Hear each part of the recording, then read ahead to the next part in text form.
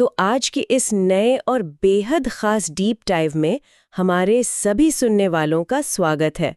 मैं आज ऐसी चर्चा शुरू करने जा रही हूं जो हम सबकी जिंदगी को प्रभावित करती है। हाँ, बहुत ज्यादा प्रभावित करती है। बिल्कुल, लेकिन सच कहूं तो हम इसके काम करने के तरीके को पूरी तरह समझ ही नहीं पाते।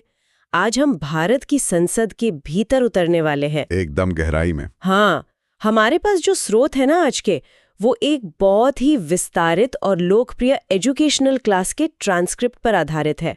पर घबराइए मत, ये किसी उबाऊ नागरिक शास्त्र की किताब जैसा बिल्कुल नहीं होने वाला है। नहीं, उबाऊ तो बिल्कुल नहीं होगा। जो लोग सीखने की तीव्र इच्छा रखते हैं, उनके लिए ये एक जबरदस्त शॉर्टकट है, ताकि उन्हें पता चले कि देश का सबसे शक्तिशाली सिस्टम असल में काम कैसे करता है। तो चलिए इसको थोड़ा खोलते हैं। ये सफर बहुत ही मजेदार होने वाला है। देखिए, जब हम संसद की बात करते हैं तो सबसे पहले दिमाग में ये आना चाहिए कि इतने बड़े सिस्टम की आखिर जरूरत ही क्या है। सही बात है। हमारे देश की आबादी 140 करोड़ है। लोकतंत्र का बुनियादी मतलब ही यही है कि फैसले जनता की सहमति से लिए जाए। लेकिन व्यावहारिक रूप से सोचिए जरा, क्या हर छोटे बड़े फैसले के लिए 140 करोड़ लोगों से पूछा जा सकता है? सड़क कहाँ बनेगी इसके लिए थोड़ी ना सबसे पूछेंगे। बिल्कुल नहीं। इसीलिए ये व्यवस्था बनाई गई कि लगभग 10 लाख की आबादी पर एक प्रतिनिधि चुना जाएगा। जब लोग वोट डालने जाते हैं तो वो केवल एक नेता नहीं चुनते, वो अपना एक आवाज चुनते हैं। हाँ, अपना एक प्रतिनिधि चुनते हैं जो उनके बदले फैसले ले सके। और इन्हीं प्रतिनिधियों से मिलकर बनती है हमारी संसद, जिसके पास देश की संप्रभुता है, यानी सर्वोच्च शक्ति। संप्रभुता, देखिए, शब्द सुनने में थोड़ा भारी जरूर लगता है, लेकिन इसको समझने का जो तरीका हमारे सोर्स में दिया गया है वो बहुत ही शानदार है। संप्रभुता का सीधा सा मतलब है कि संसद के पास फैसले लेने की सर्वोच्च शक्ति है। एकदम आखिरी फैसला। हाँ, अगर संसद ने कोई कानून पास कर दिया तो उसके आगे कोई संस्था कुछ नहीं बोल सकती।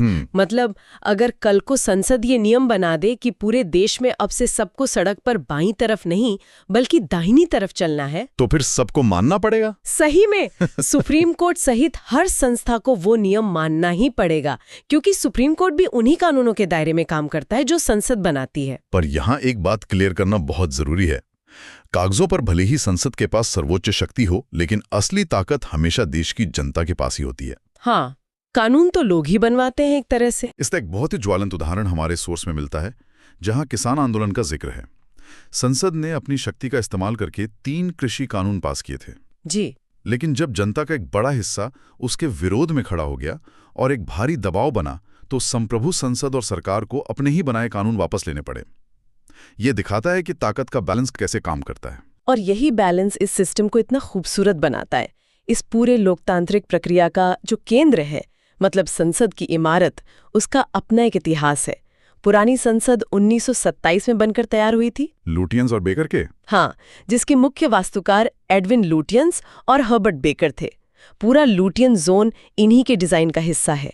उस पुरानी इमारत के बीचों बीच जो विशाल सेंट्रल हॉल है ना, वो बस एक कमरा नहीं है, वहीं बैठकर देश का संविधान लिखा गया था। उस बिल्डिंग ने भारत को आजाद होते देखा है। बिल्कुल, इसीलिए अब उसे एक संग्रहालय या म्यूजियम में बदल दिया गया है, ताकि आने वाली पीढ़ियां उस धरोहर को देख सके। पर मेरे दिमाग में एक सवाल आ रहा था जो शायद लोग भी सोचते होंगे। पूछिए। जब इतनी भव्य और ऐतिहासिक इमारत हमारे पास पहले से थी, तो अचानक एक नई संसद बनाने की क्या आफत आ गई? कई लोग इसको बस एक लग्जरी मानते हैं। अरे नहीं, लग्जरी तो बिल्कुल नहीं है।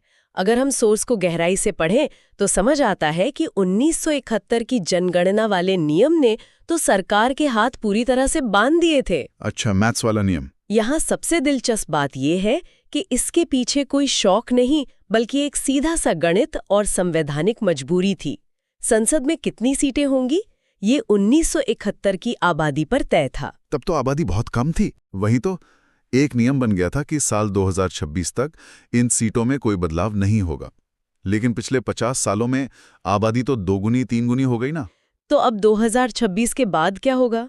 जब सीटों का एडजस्टमेंट होगा, वही 10 लाख की आबादी पर एक सांसद वाला फॉर्मूला, तो सीटें बढ़ेंगी। लोकसभा में मौजूदा 545 की जगह लगभग 700 या उससे भी ज्यादा सांसदों को बैठने की जगह चाहिए होगी। और पुरानी बिल्डिंग में जगह थी ही नहीं। एकदम नहीं। अगर उस पुरानी गोल बिल्डिंग में जबरदस्ती सीटें बढ़ा दी जाती तो सांसदों के बीच बैठने के लिए धक्का मुक्की होने लगती। जगह ही कहाँ थी। सही बात है। नई बिल्डिंग बनाना एक बड़ी मजबूरी थी और अब तो डिजाइन भी गोल नहीं है। नई संसद पूरी तरह से त्रिभुजाकार या ट्रायंगुलर है। इस ट्रायंगुलर डिजाइन के पीछे भी एक किस्सा है। इसके वास्तुकार बिमल पटेल हैं जी। बिमल पटेल जी ने ठीक ऐसा ही डिजाइन सोमालिया देश की संसद के लिए भी बनाया था। सोमालिया के लिए? हाँ, लेकिन किसी वजह से सोमालिया ने उस डिजाइन को रिजेक्ट कर दिया। सोचिए, एक देश का रिजेक्ट किया वो डिजाइन दूसरे देश के लोकतंत्र का सबसे बड़ा मंदिर बन गया। वाह, ये तो सच में हैरान करने वाली बात है। हालांकि भारत ने अपनी जरूरतों के हिसाब से इस डिजाइन में बहुत अच्छे बदलाव किए हैं। हाँ, इस नई इमारत के 3 मुख्य द्वार बनाए गए हैं, ज्ञान द्वार, शक्ति द्वार और कर्म द्वार। और अंदर की सजावट का क्या कहना। लोकसभा की थीम हरे रंग में है, जो हमारे राष्ट्रीय पक्षी मोर के पंखों को दर्शाता है। और राज्यसभा वाला कमल के फूल की तरह है ना। हाँ, गुलाबी और लाल रंग में रखा गया है राज्यसभा को। पर देखिए, जब इतनी बड़ी बिल्डिंग जल्दी बनती है तो थोड़ी परेशानी तो आती ही है। शुरू में छत से पानी टपकने की खबर आई थी। हाँ, जब इतने बड़े स्केल पर इतनी तेजी से काम होता है तो छोटी मोटी चीजें होती हैं, लेकिन इमारत से ज्यादा जरूरी वो 2 सदन हैं जो अंदर चलते हैं, लोकसभा और राज्यसभा। इन दोनों के बीच का अंतर समझना बहुत जरूरी है। इनके काम करने का तरीका एकदम अलग है। बिल्कुल। अगर इंटरनेशनल लेवल पर देखें तो लोकसभा की तुलना ब्रिटेन के हाउस ऑफ कॉमन्स और अमेरिका के हाउस ऑफ रिप्रेजेंटेटिव से की जा सकती है। ये प्रथम सदन है। और इसको लोकप्रिय सदन भी कहते हैं, क्योंकि सांसद सीधे वोट मांगकर आते हैं। जो 25 साल का हो गया हो वो चुनाव लड़ सकता है।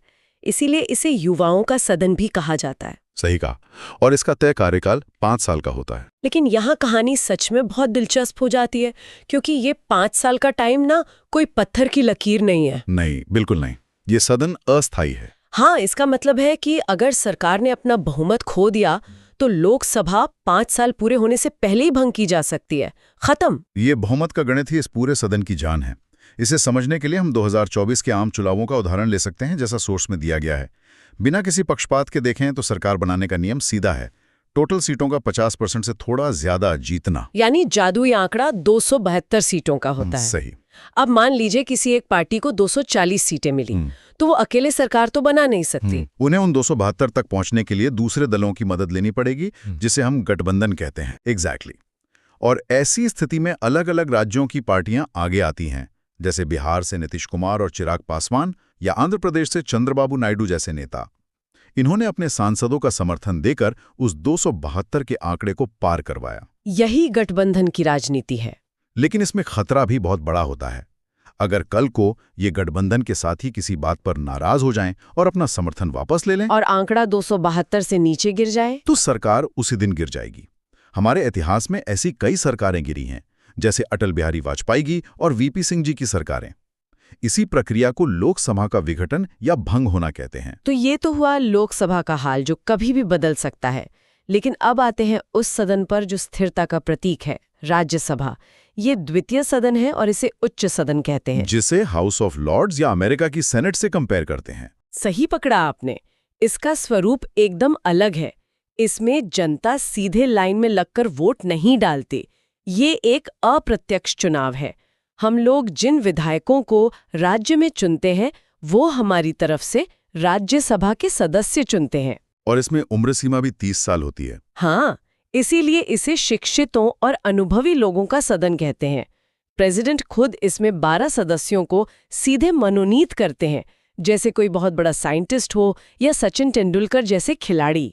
लेकिन राज्यसभा की जो बात मुझे सबसे ज्यादा हैरान करती है वो ये है कि ये कभी भंग नहीं होती। हाँ, ये स्थायी सदन है। लोकसभा की तरह ये कभी खाली नहीं होती। इसके सदस्यों का कार्यकाल 5 नहीं बल्कि 6 साल का होता है। लेकिन इसमें एक बहुत बड़ा टेक्निकल पेंच है। सारे सदस्यों का चुनाव कभी एक साथ नहीं होता। और यही कॉन्स्टिट्यूशन बनाने वालों का मास्टर स्ट्रोक था। सोचिए, अगर लोकसभा के 5 साल पूरे हो गए हैं और सारे 545 सांसद गांव-गांव घूमकर चुनाव प्रचार कर रहे हैं। देश में उस वक्त कोई लोकसभा नहीं है। बिल्कुल। और उस दौरान अगर देश पर कोई बड़ा संकट आ जाए या युद्ध छिड़ जाए तो अचानक से नियम कानून या फैसले कौन लेगा? ऐसी आपात स्थिति से निपटने के लिए एक ऐसे सदन की जरूरत थी जो हमेशा मौजूद हो। इसीलिए राज्यसभा का डिजाइन इस तरह बनाया गया। सोर्स में इसको समझाने के लिए क्लासरूम का बड़ा ही प्यारा एग्जाम्पल दिया गया है। क्लासरूम वाला एग्जाम्पल? हाँ, वो बहुत इजी कर देता है समझाना। मान लीजिए क्लास में 3 अलग-अलग लाइन में बच्चे बैठे हैं। पहली लाइन वालों का एडमिशन जनवरी में हुआ, दूसरी लाइन वालों का फरवरी में और तीसरी का मार्च में। तो जब कोर्स पूरा होगा तो पूरी क्लास एक साथ खाली थोड़ी होगी। सही, पहले जनवरी वाले जाएंगे, उनकी जगह नए बच्चे आएंगे, फिर फरवरी वाले जाएंगे। राज्यसभा में ठीक यही नियम लगता है। हर 2 साल में इसके केवल 1/3 सदस्य अपना 6 साल पूरा करके रिटायर होते हैं। और सिर्फ उन्हीं 1/3 सीटों पर नया चुनाव होता है, बाकी के 2/3 लोग अपना काम करते रहते हैं। इस रोटेशन की वजह से ये बैकअप सिस्टम हमेशा ऑन रहता है। लेकिन ये सारे सांसद पूरा साल तो सदन में नहीं बैठते ना? नहीं, इनके बैठने के लिए प्रॉपर 3 सेशंस या सत्र तय किए गए हैं। सबसे पहला और लंबा होता है बजट सत्र। ये लगभग फरवरी से मई तक चलता है, जिसमें टैक्स और खर्चों पर बहस होती है। फिर आता है मॉनसून सत्र, जो जुलाई-अगस्त में होता है। और आखिरी वाला सबसे छोटा होता है शीतकालीन सत्र, जो नवंबर-दिसंबर में होता है। इन सत्रों को लेकर संविधान में कड़ी शर्त है कि किसी भी 2 सत्रों के बीच 6 महीने से ज्यादा का गैप नहीं होना चाहिए। सरकार को साल में 2 बार तो मीटिंग बुलानी ही पड़ेगी। हाँ, हालांकि इमरजेंसी में इसमें छूट मिल जाती है। जैसे 2020 में जब कोविड चरम पर था तो इन्फेक्शन रोकने के लिए मॉनसून सत्र कैंसिल करना पड़ा था। जब ये सत्र चलते हैं तो न्यूज़ में ना कुछ बड़े हैवी वर्ड आते हैं। आइए इन्हें डिकोड कर देते हैं सुनने वालों के लिए। पहला शब्द है आहूत करना। आहूत मतलब बुलाना? हाँ, प्रेसिडेंट जब सांसदों को सत्र शुरू होने पर बुलाते हैं और जब सत्र के सारे काम पूरे हो जाते हैं तो प्रेसिडेंट ही उन्हें वापस भेजते हैं, जिसे सत्रावसान कहा जाता है। पर एक शब्द जो रोज न्यूज में दिखता है वो है स्थगन। जब सत्र चल रहा होता है और नेताओं में किसी मुद्दे पर झगड़ा या हंगामा शुरू हो जाता है, शोर इतना होता है कि काम करना मुश्किल हो जाता है। तो फिर जो स्पीकर की कुर्सी पे बैठे होते हैं वो एक्शन लेते हैं। सही। स्पीकर अनुशासन बनाए रखने के लिए कार्यवाही को कुछ घंटों या कुछ दिनों के लिए रोक देते हैं। उस छोटे से ब्रेक को स्थगन कहते हैं। ये सत्रावसान से एकदम अलग है। और विघटन तो हम पहले ही बता चुके हैं। जब लोकसभा पूरी तरह सरकार गिरने पर भंग हो जाती है, वो सबसे एक्सट्रीम सिचुएशन होती है। पर इन सब में एक चीज मैं आपसे पूछना चाहूंगी, जब साल के पहले दिन प्रेसिडेंट वहां आकर लंबा चौड़ा भाषण देते हैं तो उसके पीछे का क्या लॉजिक है? यही तो संसदीय परंपरा का एक बहुत ही गजब हिस्सा है। इसे राष्ट्रपति का अभिभाषण कहते हैं। पर मजे की बात यह है कि राष्ट्रपति जो कुछ वहां पढ़ रहे होते हैं वो उन्होंने खुद नहीं लिखा होता। हाँ, ये थोड़ा अजीब लग सकता है लोगों को। वो पूरा भाषण सरकार यानी मंत्रिमंडल लिख कर देती है। इसीलिए आपने ध्यान दिया होगा, भाषण में राष्ट्रपति बार बार मेरी सरकार कहते हैं। मेरी सरकार महंगाई कम कर रही है, मेरी सरकार पेपर लीक रोकने वाले कानून ला रही है, ऐसा बोलते हैं वो। एकदम सही। असल में वो केवल सरकार की पॉलिसीज का प्रचार कर रहे होते हैं पढ़कर, और असली फाइट तो उनके जाने के बाद शुरू होती है सदन में। वो धन्यवाद प्रस्ताव वाली फाइट? जी हाँ, सरकार के मंत्री उस भाषण पर धन्यवाद प्रस्ताव लाते हैं, सत्ता पक्ष तारीफ करता है और विपक्ष उसी भाषण की बातों पर सरकार को घेरने लगता है। इस पर कई दिन तीखी बहस चलती है। लेकिन क्या इस प्रस्ताव का पास होना जरूरी है? बहुत जरूरी। अगर लोकसभा में ये धन्यवाद प्रस्ताव पास नहीं हो पाया, मतलब विपक्ष हावी हो गया, तो सीधा सा अर्थ ये निकलता है कि सरकार के पास बहुमत नहीं बचा है। ऐसे में सरकार गिर भी सकती है। बाप रे, छोटी छोटी बातों में कितना बड़ा खेल छुपा है। अब जरा उन लोगों पर बात करते हैं जो इस पूरे सिस्टम को पर्दे के पीछे से कंट्रोल करते हैं, जो दोनों सदनों में शांति और डिसिप्लिन बनाए रखते हैं।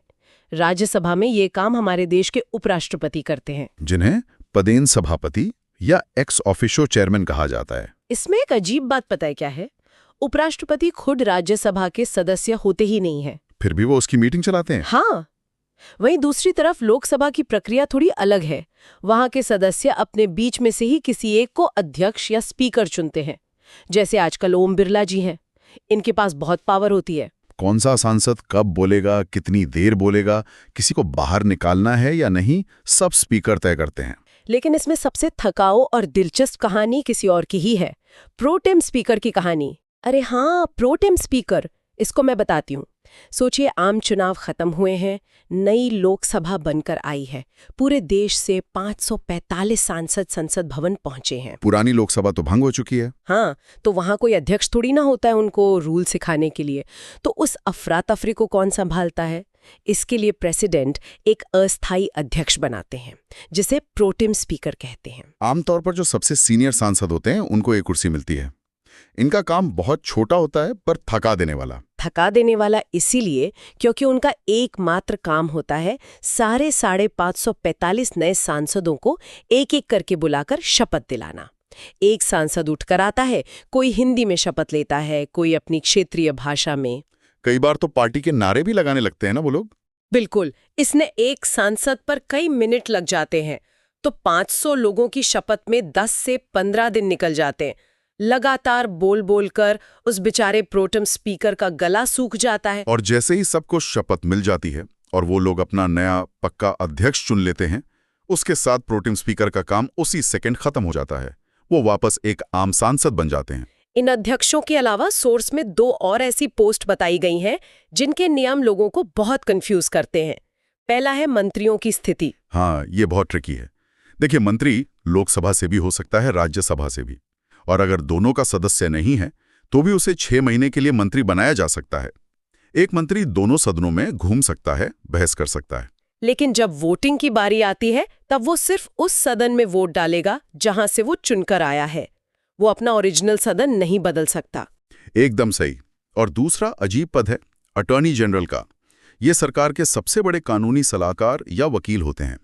इनके पास ऐसी स्पेशल पावर है कि ये दोनों में से किसी भी सदन में जाकर बैठ सकते हैं। लंबा चौड़ा भाषण भी दे सकते हैं। हाँ, लेकिन जब वोटिंग शुरू होती है तब उन्हें सदन से बाहर जाना पड़ता है। उनके पास वोट देने का पावर नहीं होता। उनकी सीट पर वो बटन ही नहीं होता, वोट वाला बटन ही नहीं होता। वाह। अगर अब हम इस चर्चा को समेटें तो एक बात बिल्कुल शीशे की तरह साफ हो जाती है। हमारी संसद कोई पुरानी इमारत या बोरियत भरे नियमों की किताब नहीं है। ये एक बहुत ही अलाइव और कंटिन्यूअसली काम करने वाला सिस्टम है, जिसे बहुत ही सोच समझकर बनाया गया है।